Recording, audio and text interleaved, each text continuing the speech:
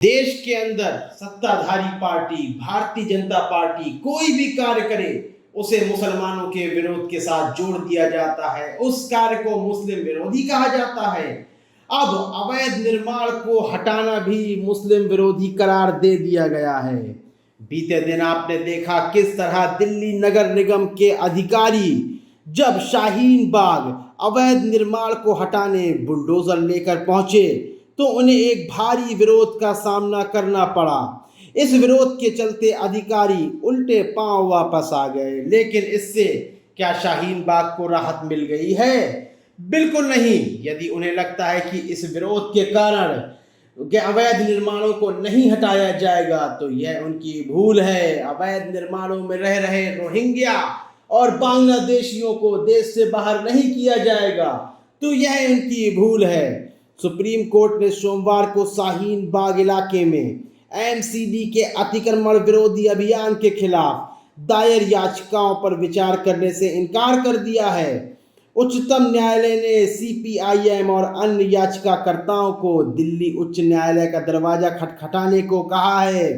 बता दें कि मार्क्सवादी कम्युनिस्ट पार्टी की दिल्ली इकाई और हॉर्स यूनियन ने दक्षिणी दिल्ली नगर निगम द्वारा अतिक्रमण विरोधी अभियान की आड़ में इमारतों को गिराए जाने के खिलाफ उच्चतम न्यायालय का दरवाजा खटखटाया था और इसे प्राकृतिक न्याय के सिद्धांतों, विधियों और संविधानों का उल्लंघन करार दिया था।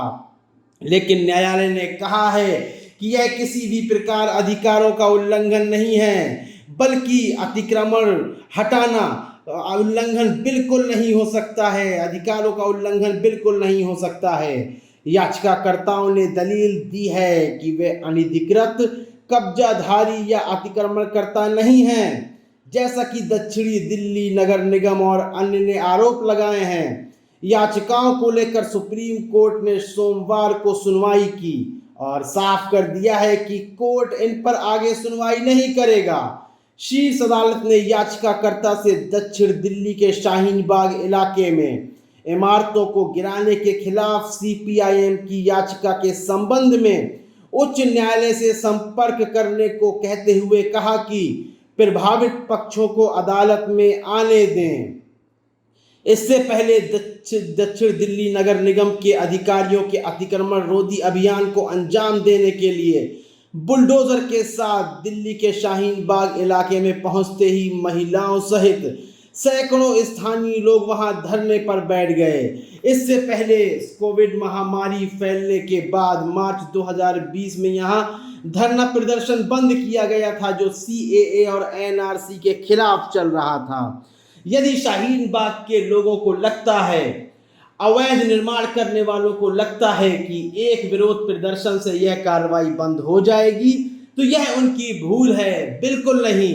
न्यायालय ने साफ कह दिया है कि यह अधिकारों का उल्लंघन नहीं है। सॉलिसिटर जनरल तुषार मेहता ने भी कहा है कि यह अधिकारों का उल्लंघन नहीं है। यदि अनधिकृत निर्माण को गिराना अधिकारों का उल्लंघन है तो सारे देश में अवैध निर्माण शुरू हो जाएंगे। ब्यूरो रिपोर्ट GLCC न्यूज़ के लिए।